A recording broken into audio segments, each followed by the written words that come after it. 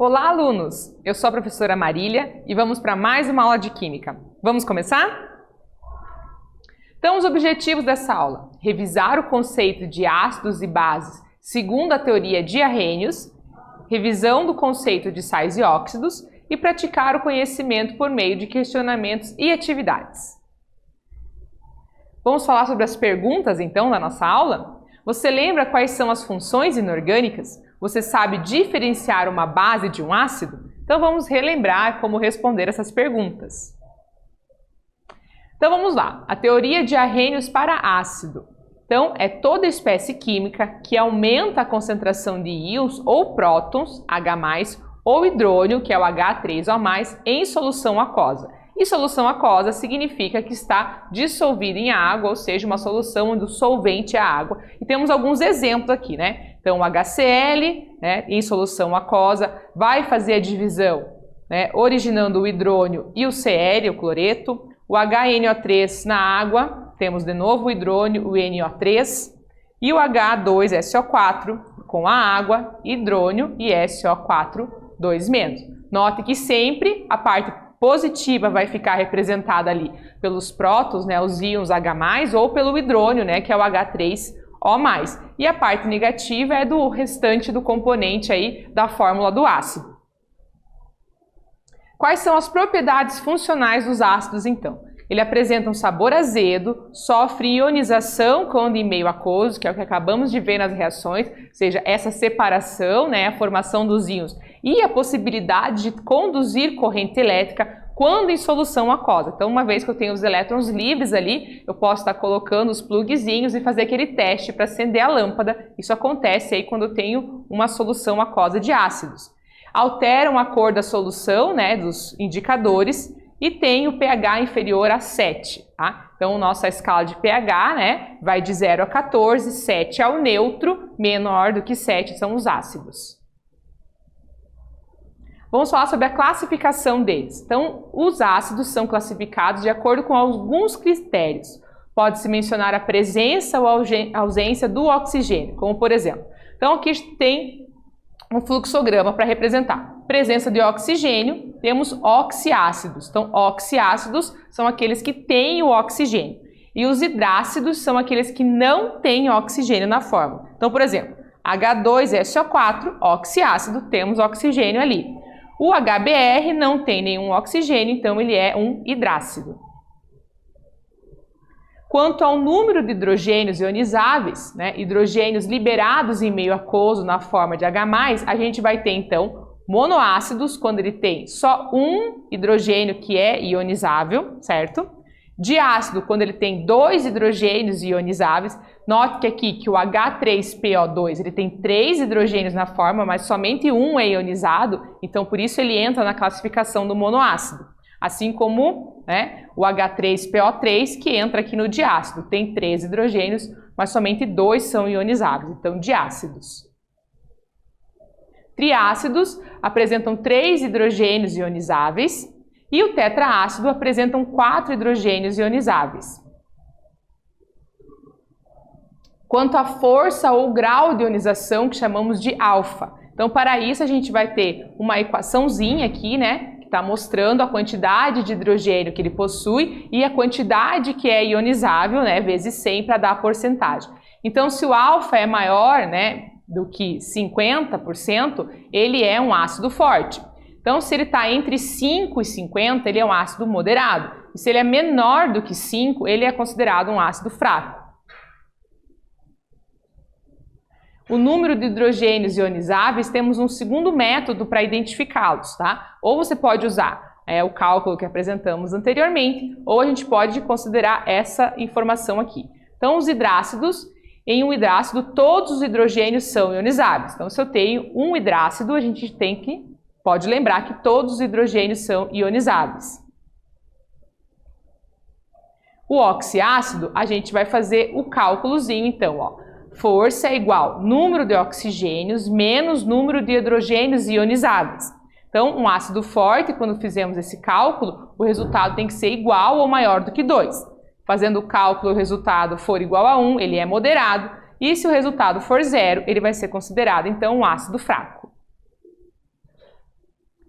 Uma regra, então, para a nomenclatura dos hidrácidos. Temos um pouco de diferença aí na nomenclatura de oxiácidos e hidrácidos. Quando temos um hidrácido, a nomenclatura vai ficar ácido mais nome do elemento mais a terminação hídrico. Então, por exemplo, HCl, ácido, né? Aqui o Cl é o cloro, clorídrico. HBr, ácido, Br é o bromo, bromídrico. E dependendo aí do nome do elemento, a gente vai omitir, né, alguma letra aí para que a pronúncia fique mais adequada, né? Cloro, clorídrico. Bromo, bromídrico. E aí a gente tem para o oxiácidos, devemos considerar aí o NOx, certo? Então o NOx do elemento químico, se ele é mais 7, a gente vai ter ácido per, o nome do elemento, e a terminação ico.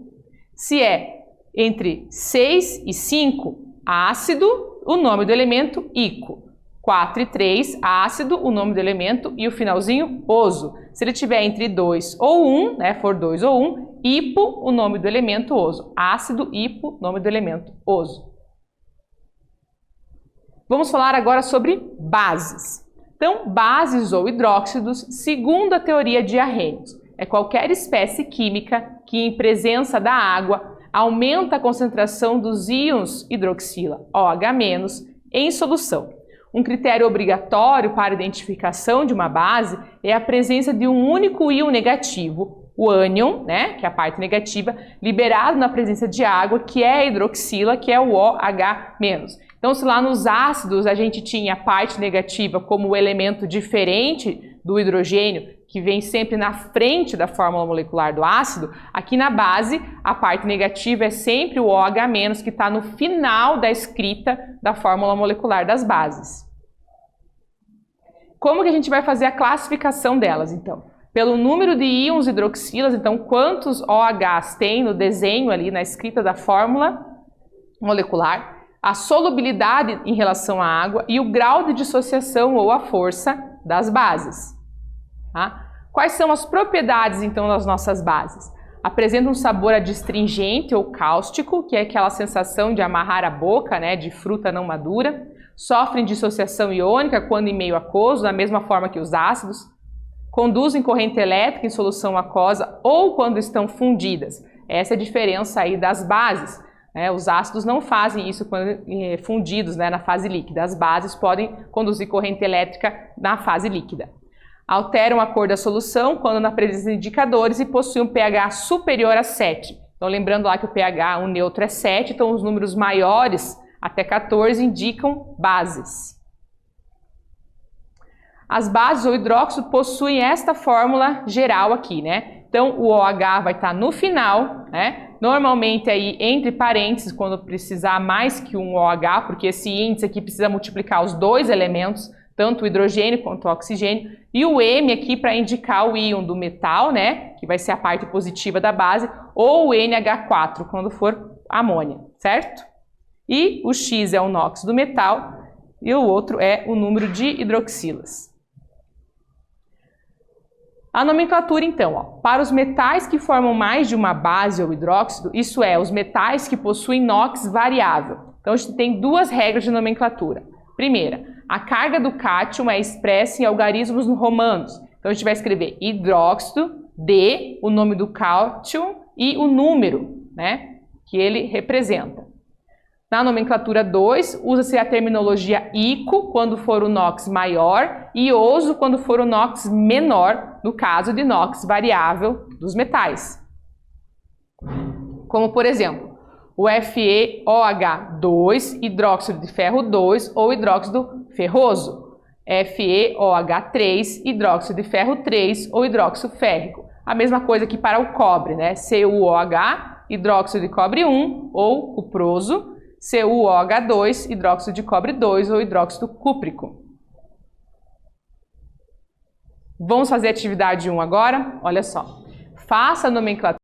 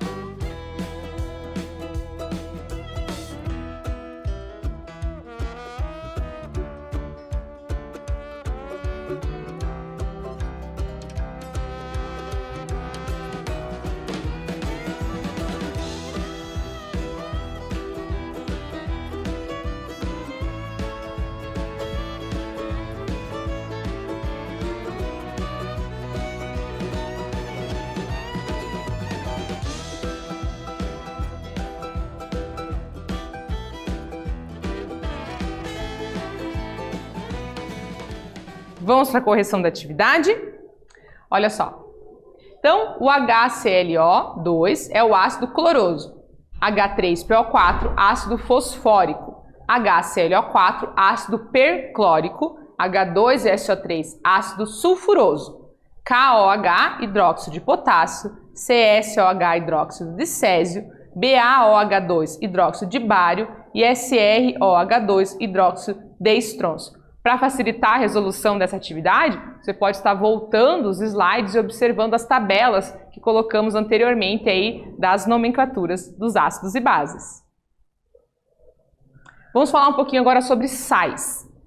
Sal é toda substância que em solução aquosa sofre dissociação, liberando ao menos um cátion diferente de H+, e um ânion diferente de OH-. São formados a partir de uma reação de neutralização ou reação de salificação entre um ácido e uma base de arrênios. Assim, de forma genérica, ácido mais base formam sal e água, e aqui um exemplo, HCl, que é o nosso ácido clorídrico, mais a base, que é o hidróxido de sódio, formam o NaCl, que é o cloreto de sódio, o sal, e a água. Note aí a troca, né, que acontece com os nossos elementos, aí a dupla troca para a reação de neutralização. Veja na definição que quando eu tenho um sal, eu vou ter um cátion diferente de H+, e um ânion diferente de OH-, diferente da definição de ácido e base. Base é sempre OH-, e para o ácido é sempre o H+, ou H3O+. Aqui, ambos são diferentes. A fórmula geral de um sal, então. A gente tem o C aqui para representar o cátion, que é diferente do H+, que vem lá da base na reação de neutralização. A gente tem o A para representar o ânion, que é diferente do OH- e que vem da parte lá do ácido. Então, o ácido contribui com a parte do ânion e a base contribui com o que vai formar o cátion.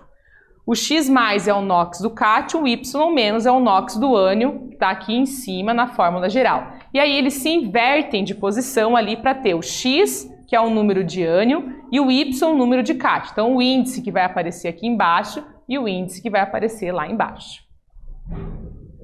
As principais características dos sais são sólidos, cristalinos, duros e quebradiços. Apresentam sabor salgado, mas alguns sais possuem sabor amargo. São tóxicos, exceto alguns sais como o sal de cozinha e o salitre.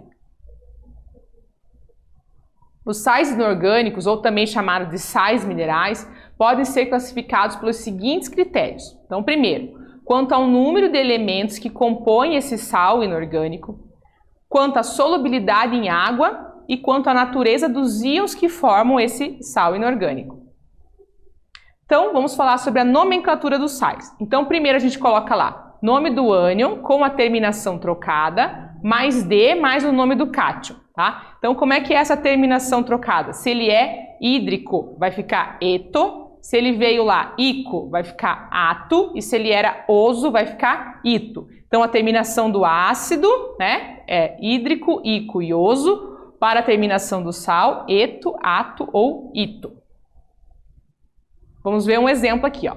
Então, a gente tem o ácido clorídrico, termina com hídrico. Vai virar lá cloreto, certo? Então, vai trocar a terminação de sódio, que o sódio veio aqui da parte da base. Então, NaCl, cloreto de sódio.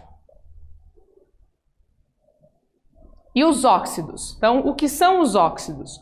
O termo óxido deriva de oxidar, ou seja, enferrujar. Assim como a definição a gente tem. Óxido é um composto químico binário, ou seja, constituído por dois elementos químicos diferentes, sendo que um desses elementos será obrigatoriamente o oxigênio. Então, sempre vai ter o oxigênio dentro da composição aí dos óxidos. A partir dessa definição, então, a gente tem a fórmula geral. Então, o E para representar um elemento químico, o oxigênio, obrigatório na fórmula dos óxidos. O mais X aqui, NOx do elemento químico, o menos Y, NOx do oxigênio. Que para a maioria dos casos, o NOx do oxigênio é menos 2. Em alguns casos especiais, ele vai ter outro valor. E o Y, que é o número de átomos do elemento químico, e o X, lá, o número de átomos do oxigênio. Então, novamente, tem uma troca aqui, né, de números nas posições para que o somatório lá dos NOx, considerando a multiplicação do índice, seja zero, pois estamos falando de uma substância. Os óxidos se dividem e se caracterizam de duas formas. Então, a gente tem óxidos metálicos ou iônicos e óxidos ametálicos ou moleculares. Dependendo de quem está ligado com o oxigênio, ele vai entrar na classificação. Então, a gente pode analisar as características desses óxidos, então. Vamos para a atividade 2? Classifique as substâncias a seguir em ácidos, bases, sais e óxidos. Temos algumas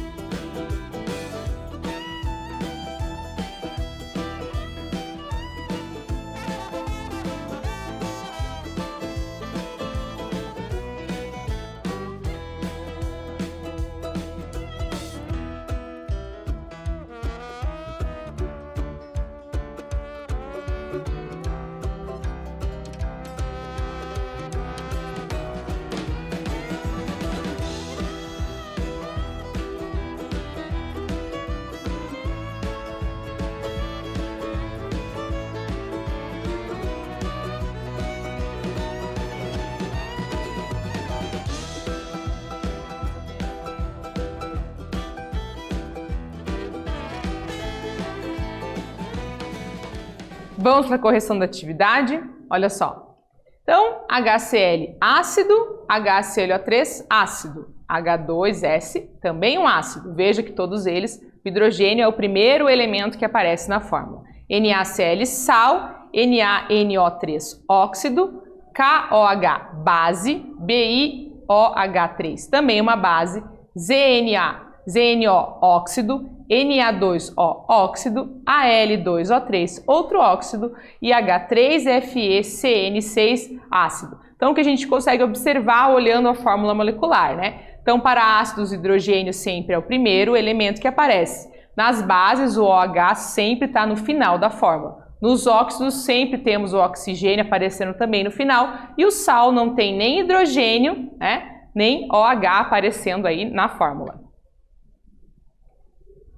O que nós estudamos nessa aula? Revisamos o conceito de ácidos e bases segundo a teoria de Arrhenius. Revisamos o conceito de sais e óxidos e praticamos o conhecimento com atividades. Espero que vocês tenham gostado e até breve!